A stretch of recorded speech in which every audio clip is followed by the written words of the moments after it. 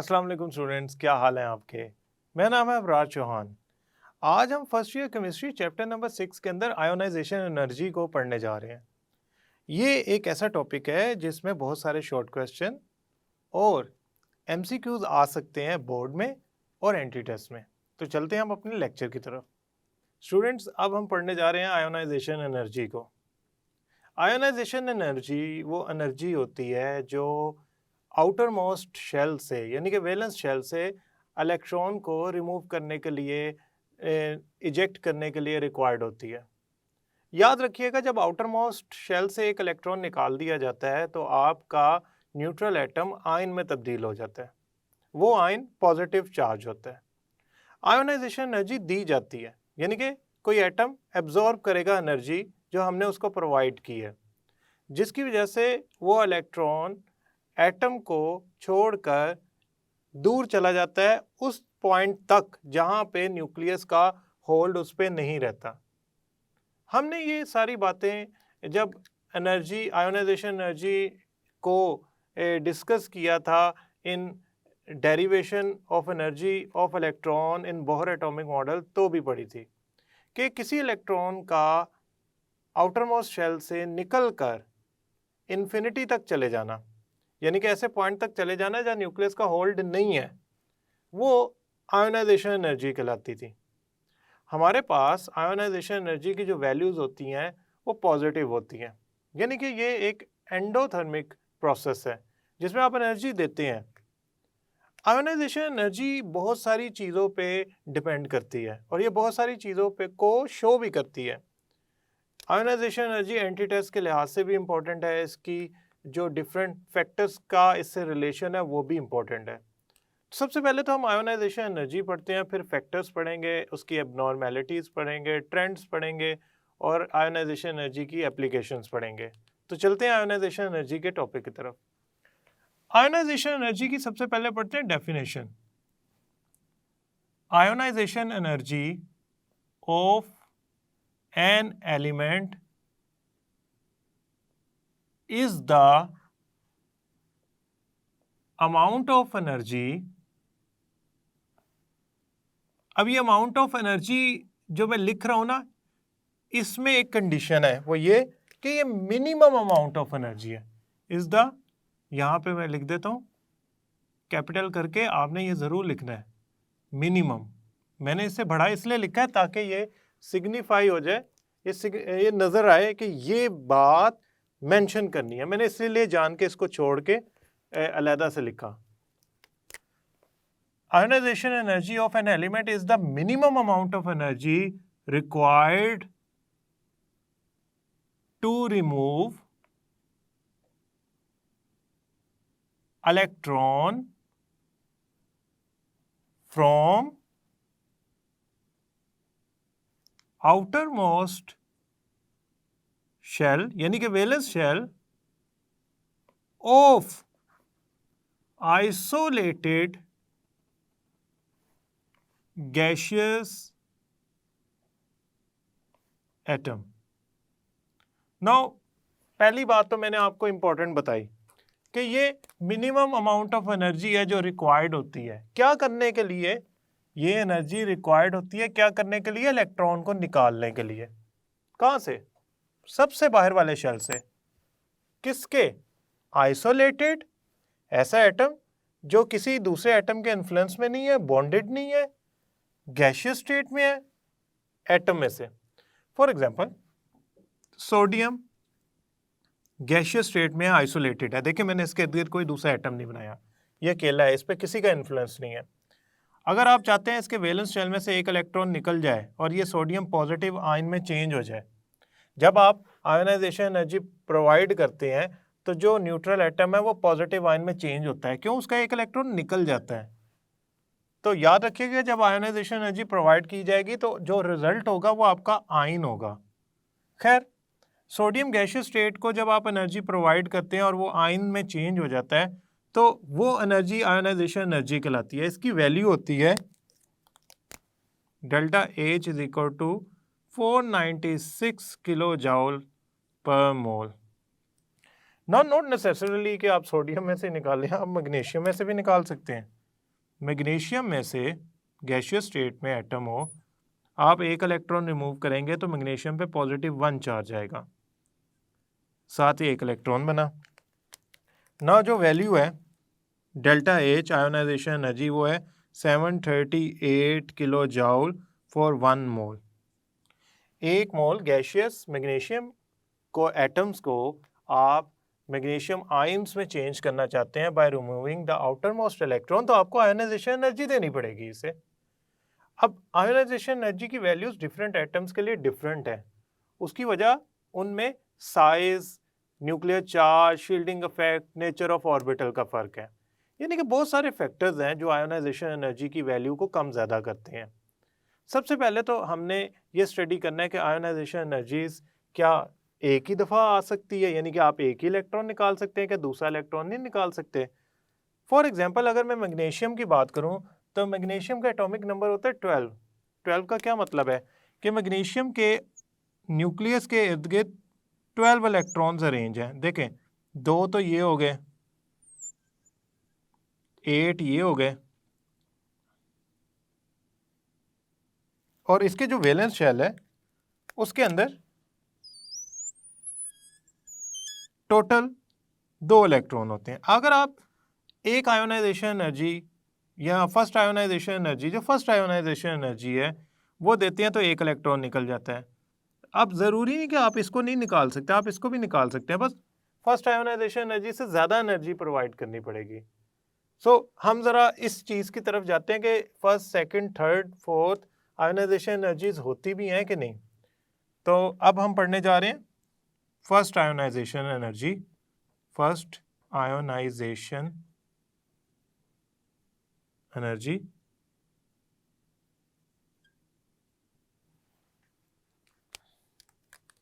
ये वो एनर्जी है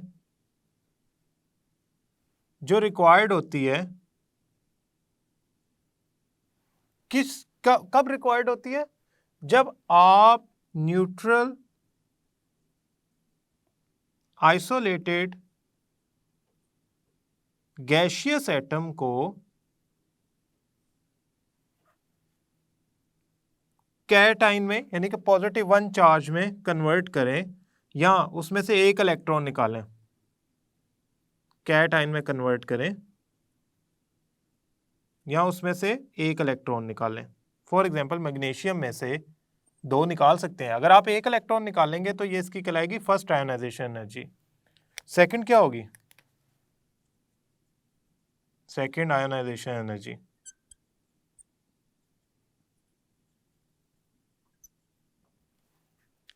ये एनर्जी होगी energy required to remove an other electron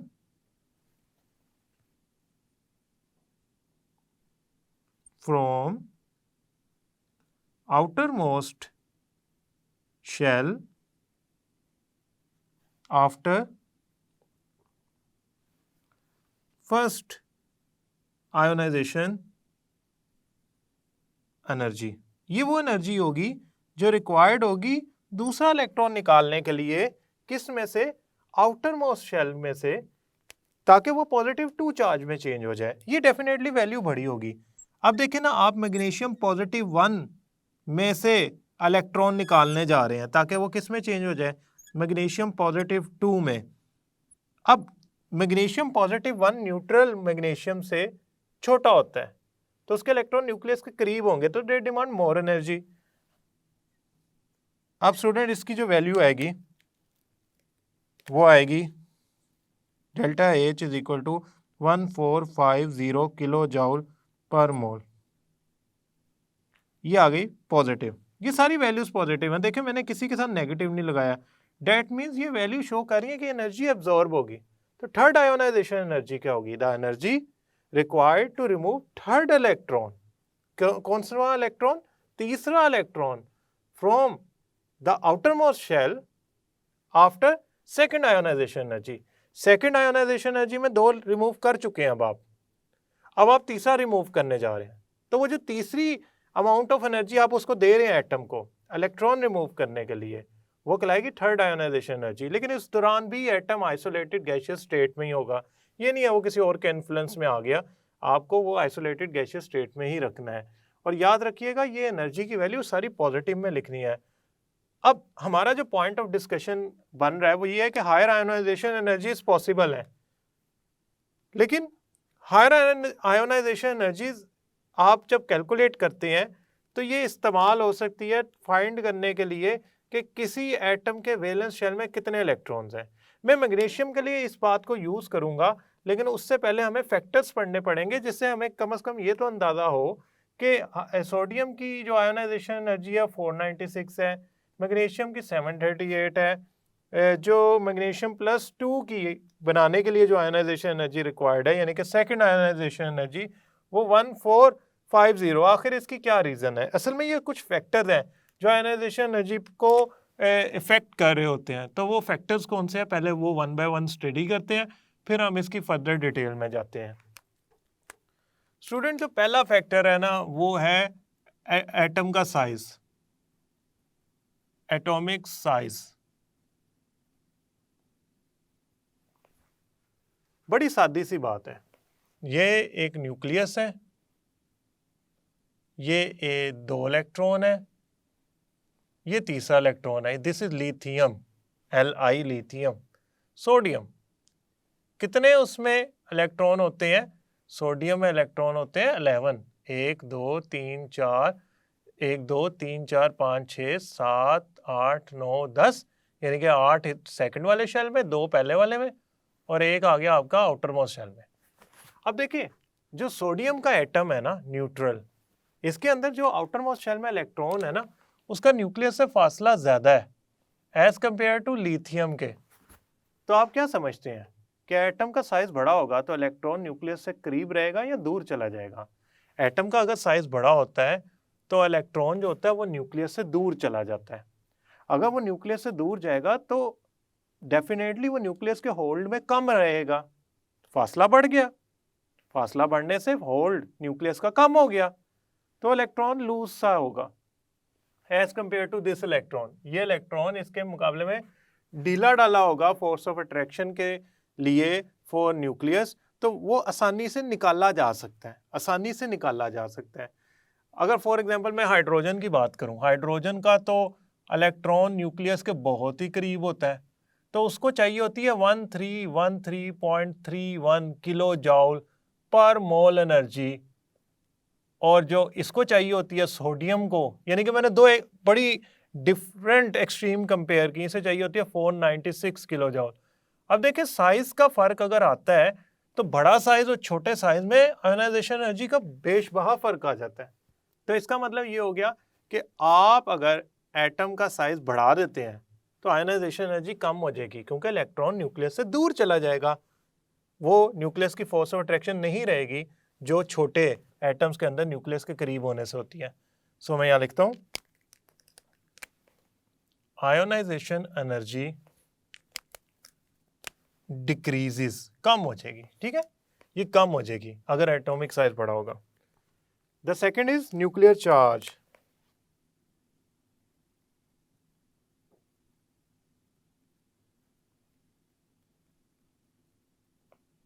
student nuclear charge बढ़ेगा तो न्यूक्लियस की force of attraction towards electron बढ़ जाएगी। देखें आप अज्यूम करें कि मैग्नीशियम और सोडियम में न्यूक्लियर चार्ज का फर्क है, इसमें 11 प्रोटॉन है, इसमें 12 प्रोटॉन है। इसका न्यूक्लियर चार्ज 11 प्रोटॉन की वजह से होगा, इसका न्यूक्लियर चार्ज 12 प्रोटॉन की वजह से होगा। ज़्यादा किसका होगा? मैग्नीशियम का। मैग्नीशियम का जब न्यूक्लियर चार्ज ज़्यादा है तो वो इलेक्ट्रॉन्स को स्ट्रांगली होल्ड कर रहा है, जिसकी वजह से वो ज़्यादा एनर्जी डिमांड कर रहा है as compare to sodium. So nuclear charge ज़्यादा होने से इलेक्ट्रॉन स्ट्रांगली हेल्ड होते हैं टुवर्ड्स द न्यूक्लियस, लिहाजा आयोनाइजेशन एनर्जी की वैल्यू, आयोनाइजेशन एनर्जी की वैल्यू बढ़ जाती है। स्टूडेंट ये याद रखनी है बातें, ये एंटी टेस्ट में आएंगी आपके। थर्ड, शील्डिंग इफेक्ट या स्क्रीनिंग इफेक्ट।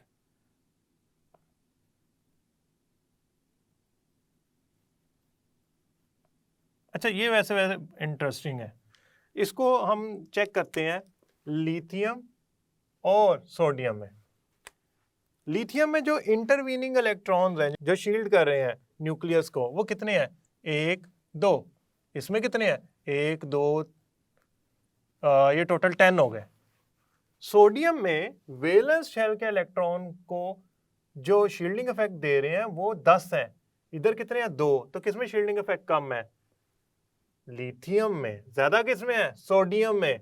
शील्डिंग इफेक्ट ज्यादा होता है, साइज बढ़ जाता है, क्योंकि न्यूक्लियर फोर्स कम होगी ना। तो न्यूक्लियर फोर्स अगर कम हो जाएगी तो ये चूंकि डायरेक्टली प्रोपोर्शनल है, लिहाजा आयोनाइजेशन एनर्जी कम हो जाएगी। सो मैं यहाँ लिखूंगा, I should write it like this, कि आयोनाइजेशन एनर्जी, स्क्रीनिंग इफेक्ट ज्यादा हो जाने से आयोनाइजेशन एनर्जी कम हो जाती है, क्योंकि इलेक्ट्रॉन लूज हो जाता है, उस तरह हेल्ड नहीं होता। आप खुद सोचें कि एक टेबल के इर्द गिर्द 100 बच्चा खड़ा हो और मैं उस टेबल को देखना चाहूँ, वो तो मुझे नजर ही नहीं आनी। और उसी टेबल के इर्द गिर्द मैं 10 बच्चे खड़े कर दूं, यानी कि मैंने जो इलेक्ट्रॉन्स हैं between valence shell and nucleus table वो कम कर दी है। शील्डिंग इफेक्ट कम हो गया, मुझे टेबल हल्की हल्की नजर आना शुरू होगी, मेरी उससे अट्रैक्शन बन सकती है। Nature of orbital. Now student, this is something we need to discuss. देखें, दो बातें हैं इसमें, इलेक्ट्रॉन के लिहाज से, शेप के लिहाज से। मैं दोनों के लिहाज से डिस्कस करूंगा, इलेक्ट्रॉनिक कॉन्फ़िगरेशन के लिहाज से और शेप के लिहाज से। Student, S P D F, S में, एस जो सबशेल होता है उसके जो ऑर्बिटल्स होते हैं वो पहले आते हैं, देन पी के, देन डी के, देन एफ के। न्यूक्लियस से डिस्टेंस बढ़ता जा रहा है, एनर्जी लेवल डेफिनेटली इंक्रीज कर रहा है। अब हुआ क्या, इनकी शेप ऐसी है कि एस जो है वो न्यूक्लियस के इर्द गिर्द सिमेट्रिकल है और न्यूक्लियस के करीब है, लिहाजा इसमें से इलेक्ट्रॉन निकालना सबसे मुश्किल होगा। लिहाजा इसकी हाईएस्ट, फिर पी की, फिर डी की, लीस्ट होगी एफ की। उसकी वजह इनकी शेप, और डेफिनेटली जो, अगर मैं आपको आसान बताता हूँ, देखें, थर्ड शेल की बात करते हैं। थर्ड शेल का होता है 3s 3p 3d, ये आउटर मोस्ट सब शेल है, इसमें से इलेक्ट्रॉन निकालना सबसे आसान है, फिर इसमें से, फिर इसमें से। इलेक्ट्रॉनिक कॉन्फ़िगरेशन के हिसाब से देखते हैं। स्टूडेंट्स, अब हम बात करते हैं इलेक्ट्रॉन की कॉन्फ़िगरेशन ऑर्बिटल्स में किस तरह आपको जज कराएगी कि जो वैल्यू है वो ज़्यादा होगी या कम होगी। देखें, ये px है, ये py है, ये pz है।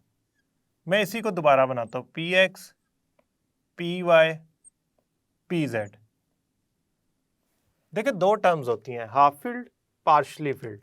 पार्शली फील्ड का मतलब होता है कि नंबर ऑफ इलेक्ट्रॉन्स जो है ना, आधे नहीं है, पूरे नहीं है, इनके दरमियान कोई वैल्यू है। फॉर एग्जांपल, ये जो p ऑर्बिटल्स हैं, इन सारों में टोटल 6 इलेक्ट्रॉन आ सकते हैं, px py pz में।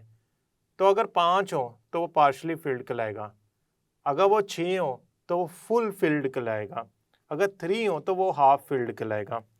अगर मैं नीचे वाले में 3 इलेक्ट्रॉन लिखता हूँ और ऊपर वाले में मैं 4 इलेक्ट्रॉन लिख देता हूँ, तो ऊपर वाला कहलाएगा पार्शली फील्ड, ना ये हाफ है ना ये कंप्लीटली फील्ड है, और ये कहलाएगा हाफ फील्ड।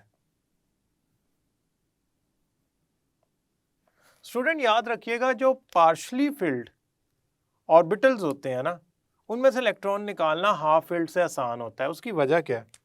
ये 2 इलेक्ट्रॉन्स हैं, इनमें, इन दोनों में से एक इलेक्ट्रॉन निकालना आसान है रिपल्शन की वजह से। ये तो अलग-अलग डीजेनरेट ऑर्बिटल्स में बैठे हुए हैं, इनको तो उस ऑर्बिटल में कोई और रिपेल करने वाली इलेक्ट्रॉन है ही नहीं, लिहाजा इनमें, इनको निकालने के लिए ज़्यादा एनर्जी रिक्वायर्ड होगी एज कम्पेयर टू इस इलेक्ट्रॉन को निकालने के लिए। सो पार्शियली फील्ड में से जो इलेक्ट्रॉन होता है वो निकालना आसान होता है as compare to half filled में से।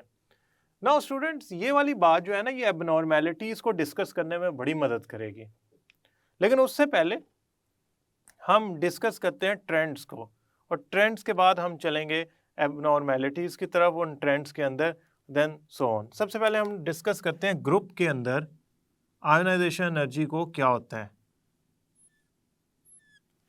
देखिए बात सबसे पहले ये है कि होता क्या है, ये तो मैं आपको बताऊं। Ionisation energy decreases in group. Ionisation energy group में डिक्रीज करती है। आप पूछेंगे मेटल्स के ग्रुप में, नॉन मेटल्स के ग्रुप में, सारों में। Now this is something interesting. अच्छा क्यों? देखें, मैं अगर बनाऊं lithium, sodium, potassium, rubidium, caesium, francium, ये अच्छा ये रेडियो एक्टिव है, इसे छोड़ दें। साइजेस जरा साइजेस की डोमेन में डिस्कस करूं। Lithium, sodium, potassium, rubidium, caesium. Size downward क्या कर रहा है? साइज डाउनवर्ड इंक्रीज कर रहा है। साइज डाउनवर्ड क्या कर रहा है? इंक्रीज कर रहा है। अब आपने एक लम्हे के लिए आंखें बंद करके सोचना है कि डाउनवर्ड साइज ग्रुप में इंक्रीज क्यों करता है। एक लम्हे के लिए सोचें, डाउनवर्ड ग्रुप में साइज इंक्रीज क्यों करता है, उसकी वजह क्या? असल में नंबर ऑफ शेल बढ़ जाते हैं। क्यों? ये देखें, लिथियम होता है सेकंड शेल का एलिमेंट, ये होता है थर्ड शेल का एलिमेंट, ये होता है fourth, fifth, sixth and this seventh, वो मैंने डिस्कस ही नहीं किया। अगर नंबर ऑफ पीरियड बढ़ा रहा हूं तो नंबर ऑफ शेल भी बढ़ जाएंगे। अगर नंबर ऑफ शेल बढ़ जाएंगे तो नंबर ऑफ इलेक्ट्रॉन्स बढ़ जाएंगे, तो उनके लिए ज़्यादा स्पेस चाहिए होगी अकोमोडेट होने के लिए, तो वो डेफिनेटली उनका साइज बड़ा हो जाएगा। तो जब साइज बड़ा होगा तो एटम से इलेक्ट्रॉन, एटम के अंदर न्यूक्लियस से इलेक्ट्रॉन दूर होगा। मतलब आपसे कोई कहे कि सीजियम इलेक्ट्रॉन न्यूक्लियस से दूर होता है या लिथियम इलेक्ट्रॉन न्यूक्लियस से दूर होता है, तो आप कहेंगे सीजियम इलेक्ट्रॉन न्यूक्लियस से दूर होता है। जब इसमें इलेक्ट्रॉन न्यूक्लियस से दूर होगा, फॉर एग्जांपल ये न्यूक्लियस है, इससे इलेक्ट्रॉन इतना दूर है, लिथियम में ये न्यूक्लियस है, इससे थोड़ा सा दूर है, तो आप खुद सोचेंगे किस में इलेक्ट्रॉन निकालना आसान होगा। लिथियम ने तो अपना इलेक्ट्रॉन स्ट्रांगली होल्ड किया होगा, तो इसमें से तो इलेक्ट्रॉन निकालना आसान काम नहीं होगा। लेकिन सीजियम में इलेक्ट्रॉन निकालना इसलिए आसान होगा क्योंकि उसने वीकली होल्ड किया होगा। अब स्टूडेंट मेरी बात आपने गौर से सुननी है दोबारा। ग्रुप के अंदर मैं लिखता हूं in groups size of atoms increases downward। ठीक है, एक बात, साइज ऑफ एटम क्यों इंक्रीज हो रहा है? नंबर ऑफ शेल बढ़ जाए, न्यूक्लियस से इलेक्ट्रॉन दूर हो जाए, नंबर ऑफ शेल भी इंक्रीज कर रहे हैं। अच्छा, नंबर ऑफ शेल इंक्रीज करने से साइज भी बड़ा हो रहा है, शील्डिंग इफेक्ट भी बढ़ रहा है। Increases shielding effect increases. Students ultimately nucleus का जो होल्ड है या न्यूक्लियर चार्ज है, न्यूक्लियर चार्ज वो डिक्रीज करेगा। न्यूक्लियर चार्ज, इसको मैं अगर सही लिखूं तो मुझे यहां लिखना चाहिए effective nuclear charge, EFF, effective nuclear charge will decrease down the group. क्योंकि शील्डिंग इफेक्ट इंक्लूड हो गया है, तो अब नंबर ऑफ प्रोटॉन्स यानी कि न्यूक्लियर चार्ज के बजाय इफेक्टिव न्यूक्लियर चार्ज मुझे कंसीडर करना चाहिए डाउन द ग्रुप। ऑल दो दोनों ही डिक्रीज कर जाएंगे। अच्छा, अब ये डाउनवर्ड सब कुछ आपको नजर आ रहा है, ऐसे हो रहा है कि ये सारी इस बात को यूं कर रही हैं, यूं समझ लें कि प्रेस कर रही हैं, उसको सजेस्ट कर रही हैं कि जो आयोनाइजेशन एनर्जीज है ना वो डिक्रीज कर जाएं। अब आपके सामने ये कुछ आयोनाइजेशन एनर्जीज हैं। ये आयोनाइजेशन एनर्जीज ये बता रही हैं कि आपके पास डाउनवर्ड मूव करने से जो वैल्यूज़ हैं एनर्जी की, आयोनाइजेशन एनर्जी की, वो कम हो रही हैं। तो हमने याद रखना है कि आयोनाइजेशन एनर्जी की डाउनवर्ड वैल्यूज़ इसलिए कम हो रही हैं ये फैक्टर्स की वजह से।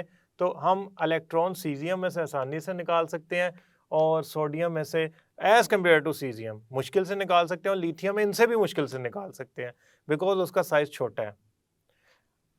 अब स्टूडेंट्स हम चलते हैं टुवर्ड्स द पीरियड और फिर डिस्कस करेंगे एबनॉर्मेलिटीज़। स्टूडेंट्स अब हम करने क्या जा रहे हैं, पहले हमने ग्रुप में डिस्कस किया ट्रेंड, अब हम पीरियड में डिस्कस करने जा रहे हैं और यहाँ एबनॉर्मेलिटीज़ आएंगी, ज़रा ध्यान से देखिएगा।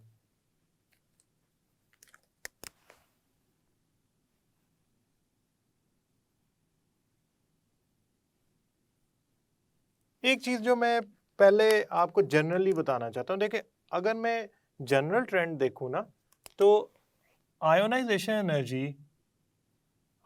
Energy increases in a period. अच्छा, ये बड़ी टिपिकल सी बात है। क्यों? इस बात के अंदर बहुत सी बातें छुपी हैं कि कंटिन्यूसली इंक्रीज करता है, या अगर मैं देखूं जनरल ट्रेंड वो इंक्रीज का, इस बात को हमने थोड़ा सा ना फर्क करना है। तो मैं चलता हूं अपने लेक्चर की तरफ और आपको बताता हूं। Let's say we take period number 2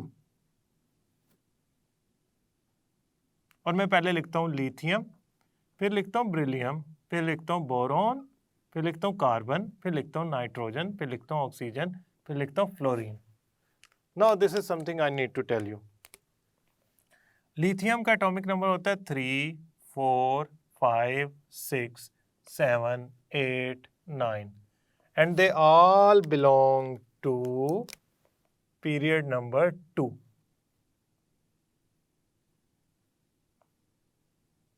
okay, इसका मतलब क्या है, इन सारों में 2 शेल है, तो इसका मतलब शील्डिंग इफेक्ट तो ऑलमोस्ट कांस्टेंट रहेगा, लेकिन न्यूक्लियर चार्ज बढ़ जाएगा, नंबर ऑफ प्रोटॉन बढ़ जाएंगे। नंबर ऑफ प्रोटॉन बढ़ने से अलोंग द पीरियड साइज क्या करता था, डिक्रीज करता था। सो अगर मैं इसका साइज बनाना चाहूं तो lithium, beryllium, boron, carbon, nitrogen, oxygen, fluorine, generally the size decreases along the period. तो अगर मैं इसको बनाऊं तो ये कुछ ट्रेंड इस तरह का शो करेगा कि साइज जो है ना वो डिक्रीज कर रहा है। साइज क्यों डिक्रीज कर रहा है? 2 वजूहात मैं आपको बताना चाह रहा हूँ। प्राइमरी वजूहात, न्यूक्लियर चार्ज बढ़ रहा है। न्यूक्लियर चार्ज बढ़ेगा तो जो आपके इलेक्ट्रॉन है, जो नंबर ऑफ इलेक्ट्रॉन है, नंबर ऑफ प्रोटॉन है, उनमें अट्रैक्शन बढ़ेगी, तो उसका साइज जो है ना वो डिक्रीज कर जाएगा। दूसरी बात, शील्डिंग इफेक्ट को तो फर्क ही नहीं पड़ रहा कि वो साइज को कम होने से रोक सके, लिहाजा नेट रिजल्ट आपका साइज डिक्रीज है। कब? लिथियम से फ्लोरीन तक।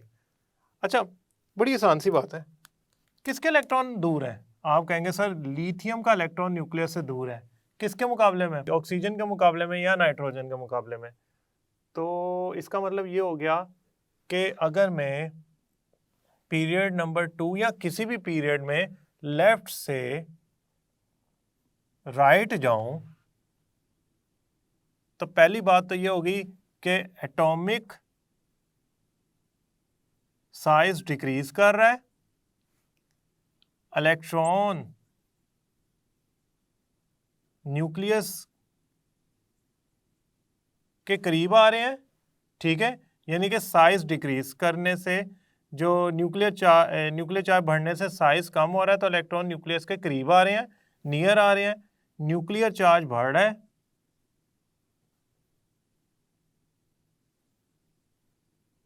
इंक्रीज कर रहा है, और शील्डिंग इफेक्ट जो है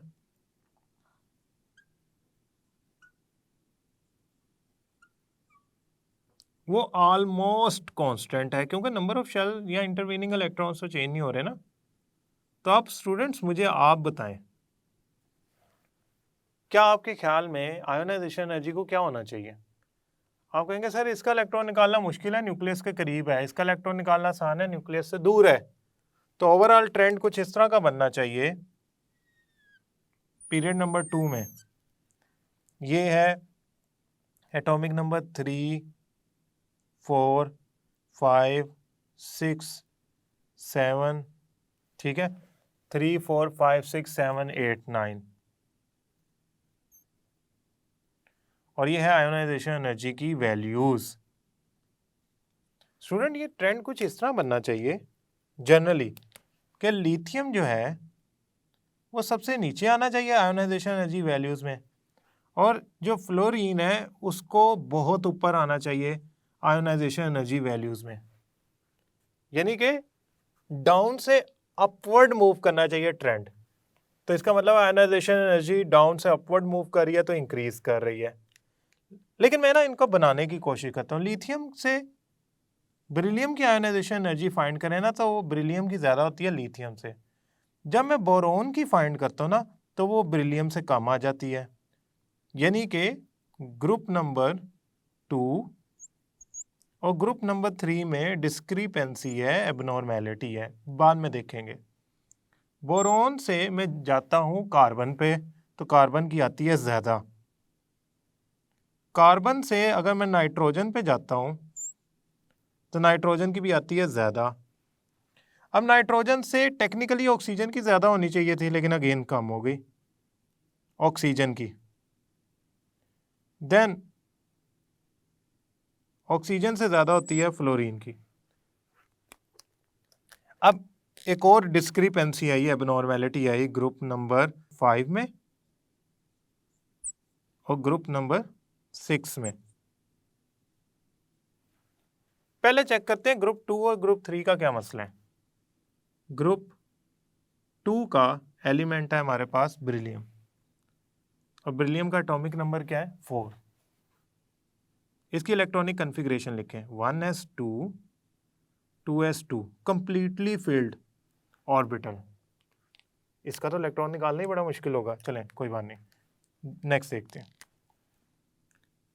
दूसरा एलिमेंट कौन सा है, ये ग्रुप 2 का दूसरा, ग्रुप 3 का एलिमेंट कौन सा है, बोरोन।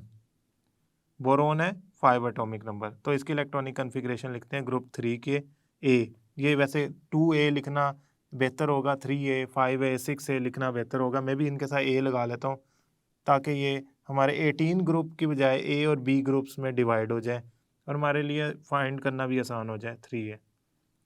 इसकी इलेक्ट्रॉनिक कन्फिग्रेशन होगी 1s2 2s2 2p1, नो सी।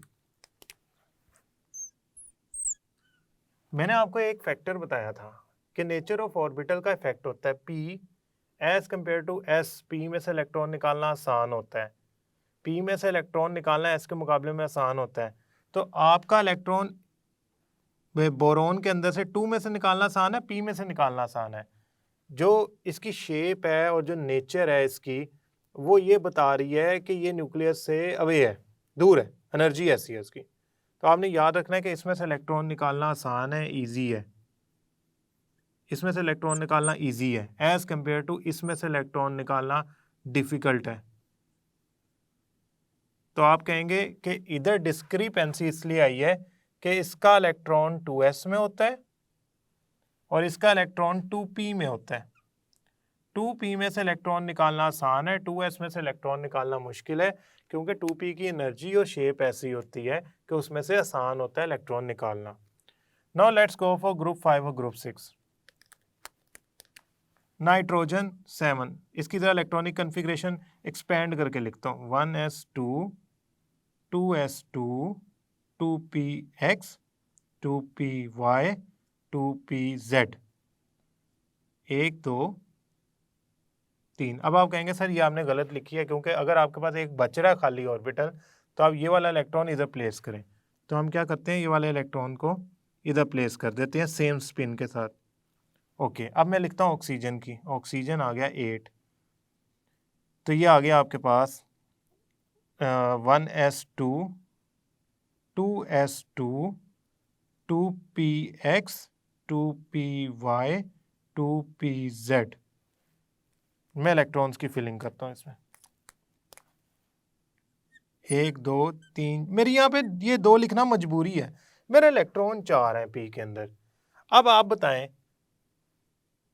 इनमें से इलेक्ट्रॉन निकालना आसान है या ये इलेक्ट्रॉन निकालना आसान है? आप फौरन कहेंगे सर ये है हाफ फिल्ड और ये ऑक्सीजन वाला है पार्शली फिल्ड और इसमें 2 इलेक्ट्रॉन इकट्ठे आए हैं, जिन में से रिपल्शन की वजह से एक इलेक्ट्रॉन निकालना आसान है एज कंपेयर टू इसके मुकाबले में, क्योंकि डीजनरेट ऑर्बिटल में बैठे हैं, इनके साथ तो कोई दूसरा इलेक्ट्रॉन है ही नहीं जो उनको प्रेस करे निकलने के लिए।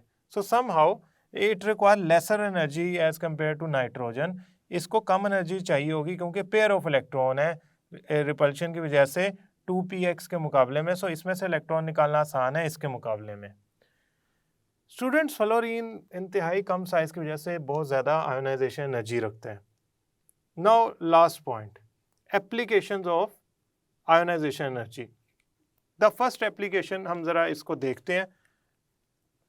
फर्स्ट एप्लीकेशन आयोनाइजेशन एनर्जी की फर्स्ट एप्लीकेशन है रिएक्टिविटी। आयोनाइजेशन एनर्जी आपको रिएक्टिविटी की एक यूं समझ लें आइडिया दे सकता है। देखें, सीजियम की आयोनाइजेशन एनर्जी बहुत कम है, लिथियम की ionisation energy as compare to caesium ज़्यादा है। अगर आयोनाइजेशन एनर्जी ज़्यादा हो तो इसका मतलब है इलेक्ट्रॉन निकालना मुश्किल है, लिहाजा रिएक्टिविटी कम है। सीजियम की आयोनाइजेशन एनर्जी बहुत कम है, इसका मतलब इसका इलेक्ट्रॉन निकालना आसान है, तो ये आसानी से इलेक्ट्रॉन निकाल के रिएक्शन शुरू कर देगा। सो द रिएक्टिविटी इंक्रीजेस अगर आयोनाइजेशन एनर्जी कम होगी, तो इसका मतलब ग्रुप के आखिरी एलिमेंट्स जो होंगे मेटल्स के अंदर वो ज़्यादा रिएक्टिव होंगे। नाउ सेकंड एप्लीकेशन, जो आयोनाइजेशन एनर्जी है ये मेटालिक करैक्टर के लिए का इंडेक्स है। देखिए, जितनी कम होगी आयोनाइजेशन एनर्जी उतनी अच्छी मेटल होगी। आप मेटल की अच्छी नेचर मेटालिक करैक्टर के ज़्यादा होने का उसकी वैल्यू से अंदाज़ा लगा सकते हैं। फॉर एग्जांपल, मैं कंपेयर कर रहा हूँ सोडियम और मैग्नीशियम को, तो मैग्नीशियम की आयोनाइजेशन एनर्जी ज़्यादा होती है, सोडियम की कम होती है। सोडियम के इलेक्ट्रॉन फ्रीली अवेलेबल होंगे, मोर फ्रीली, वैसे तो मैग्नीशियम के भी फ्रीली अवेलेबल होंगे, लेकिन उसकी मेटालिक करैक्टर ज़्यादा होगी क्योंकि उसकी आयोनाइजेशन एनर्जी कम है। थर्ड पॉइंट, जो आयोनाइजेशन एनर्जी होती है ना, अगर मैं किसी एटम की आयोनाइजेशन एनर्जीज फाइंड करूँ, से मैग्नीशियम की 3 आयोनाइजेशन एनर्जी है, लास्ट वन इज 7000, अराउंड 7000। ये जब मैं 3 आयोनाइजेशन एनर्जीज फाइंड करता हूँ मैग्नीशियम की, जो तीसरी आयोनाइजेशन एनर्जी आती है वो बहुत ही बड़ी वैल्यू आ जाती है। तो हुआ क्या, पहली 2 के बाद एक बहुत बड़ा जंप आ गया आयोनाइजेशन एनर्जी में, गैप आ गया, फर्क आ गया। ये जो फर्क है ना, ये बता रहा है कि आपके पहले 2 इलेक्ट्रॉन निकालने के बाद शेल खत्म हो गया था, अब नीचे से कंप्लीट शेल निकला है जिसमें से इलेक्ट्रॉन निकालना बहुत मुश्किल काम है। सो अगर किसी एटम के वैलेंस इलेक्ट्रॉन्स की तादाद फाइंड करनी हो तो आप उसकी first, second, third, fourth, fifth ionisation energy find करें। जहां बहुत बड़ा गैप आ जाएगा, जंप आ जाएगा, आप कहेंगे कि वो खत्म हो गया शेल और नया शेल शुरू हुआ था जिसकी वजह से बहुत बड़ी वैल्यू आई। तो मैग्नीशियम के वैलेंस शेल में 2 इलेक्ट्रॉन होते हैं, डेट्स वाई तीसरे पे बहुत बड़ी वैल्यू आई है। याद रखिएगा स्टूडेंट्स, मेटल की आयोनाइजेशन एनर्जी बहुत कम होती है, मेटलॉइड्स की इंटरमीडिएट होती है, और नॉन मेटल्स की आयोनाइजेशन एनर्जी बहुत ज्यादा होती है। That is why they are non metal, electron lose ही नहीं करते, वो कहते हैं हमने गेन करना है। तो स्टूडेंट्स, ये आपकी एप्लीकेशंस थी। याद रखिएगा ये सारी चीज़ें एग्जाम में बहुत इंपॉर्टेंट है, एंट्री टेस्ट में बहुत इंपॉर्टेंट है। मैंने कोशिश की है कि मैं ईच एंड एवरी पॉइंट आपसे डिस्कस कर सकूं। जब आप एग्जाम में ये बनाएंगे तो ये सारी नेचर, एबनॉर्मेलिटीज़, फैक्टर्स सब डिस्कस कीजिएगा और ये ग्राफ बनाना ना भूलिएगा। स्टूडेंट्स, मुझे उम्मीद है ये लेक्चर आपको समझ आया होगा और इसमें डिफरेंट ट्रेंड्स भी आप समझ चुके होंगे और एबनॉर्मेलिटीज़ क्यों अपीयर हुई हैं ये भी समझ चुके होंगे। नेक्स्ट लेक्चर तक के लिए अल्लाह हाफिज़।